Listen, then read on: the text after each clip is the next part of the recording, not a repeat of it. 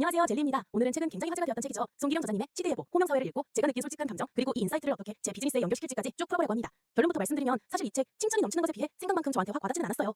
저는 데이터가 메인 스킬 중 하나인 사람이라 데이터 전문가들이 가진 특유의 관점을 잘 알거든요. 데이터 도입되면 정보 격차가 사라지고 모두가 평등하게 힘의 불균형 없이 다 할 수 있다. 이 관점이 책에 정말 강하게 깔려있어요. 핵심 메시지는 이거였어요.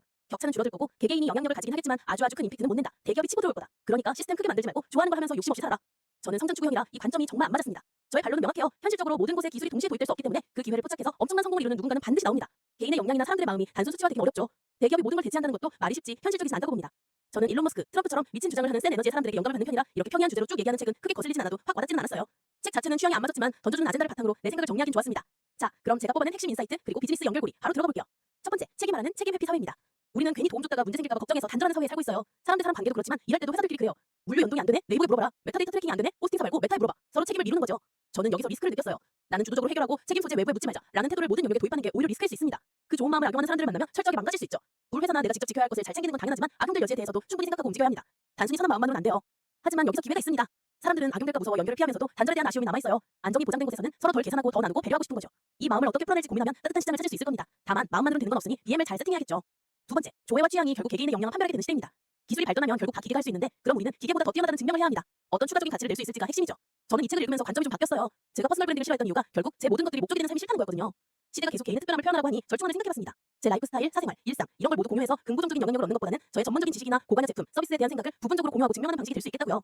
예를 들어 B2B 서비스나 기기 같은 고관여 제품들에 대한 큐레이션, 육아 협업이 녹아들어 있다면 저도 부담이 없고 보는 사람도 갑자기 뭘 파네 하는 불편함이 사라질 수 있죠. 필요한 서비스일 땐 신뢰하고 전환할 수 있고요. 나의 모든 것이 아닌 선별된 가치만을 보여주는 방식이 될 겁니다. 세 번째, AI가 소비자의 집을 채워주는 월마트의 인홈 리플레니시먼트 서비스에 대한 이야기입니다. AI가 달걀이 부족하면 알아서 주문해주는 거죠. 저자는 이럴 때 인간은 친절함 같은 것을 경쟁력으로 뽑아야 한다는 하는데 사실 기술적인 접근이 좀 부족했다고 느꼈어요. 제가 첨언하자면 중요한 건 어떤 달걀을 사줄지입니다. 회사 후배나 친구한테 어떤 부탁을 했을 때 맞긴 한데 이거 말하는 게 아니고 이런 적 다들 있으시죠. 단순히 달걀을 사는 자체가 문제가 아니라 내 기준에 딱 맞는 걸 알아서 사는 게 중요한 겁니다.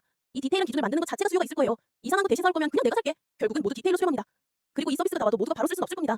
자동화가 아무리 정교하게 되어 있어도 두 개 주문권은 재고 관리를 다르게 해야 하는 건가? 이벤트 두 개를 중복으로 진행하는 것도 가능한가? 같은 디테일한 CS 고민을 계속 발생해요. 이것들을 시스템으로 또는 대면에서 챙겨주는 것에 수요가 있을 겁니다. 새로운 시장을 핫하다고 진입하기보다는 내가 잘하고 좋아하는 데서 좀 더 깊이 파고드는 것, 이게 답인 것 같아요. 마지막으로 책이 질문을 구체화하는 능력이 중요해진다고 강조한 부분입니다. 이것도 좀 아쉬웠어요. 질문 잘해야 한다는 건 이제 다들 아는데 딱 그 정도만 설명해주니 저는 질문을 잘하는 것 자체는 지적 허영심을 채우는 데 그칠 수 있다고 생각합니다. 중요한 건 도메인과 전결되는 점들을 더 많이 알고 그걸 AI를 통해 해결할 수 있도록 질문을 잘하고 활용해야 한다는 거죠. 예를 들어 웹사이트를 만들게 아이디랑 비밀번호 알려주고 만들어주세요가 아니라 아이디 비밀번호 알려주면서 로그인하면 만들어주세요. 어드민 아이디 알려주면서 어드민 페이지 만들어주세요 등 결국은 필수 요소나 플로우 연결되는 점들을 알고 있어야 실제로 워킹하는 것을 만들어낼 수 있습니다. 결국 많이 알아야 합니다. 질문을 구체화한다는 능력 자체는 너무 가벼운 표현이에요. 제가 주니어라면 영상 편집이나 콘텐츠 제작, 마케팅 코너를 넘어서 서비스 기획을 배울 것 같아요. 플로우를 이해해야 AI를 제대로 활용할 수 있습니다. 자, 오늘 송기령 저자님의 시대의 호명사회를 읽고 제가 느낀 충돌과 기회에 대해 이야기 나눠봤는데요. 결국 모든 것은 디테일로 수렴한다는 것을 다시 한번 깨달았습니다.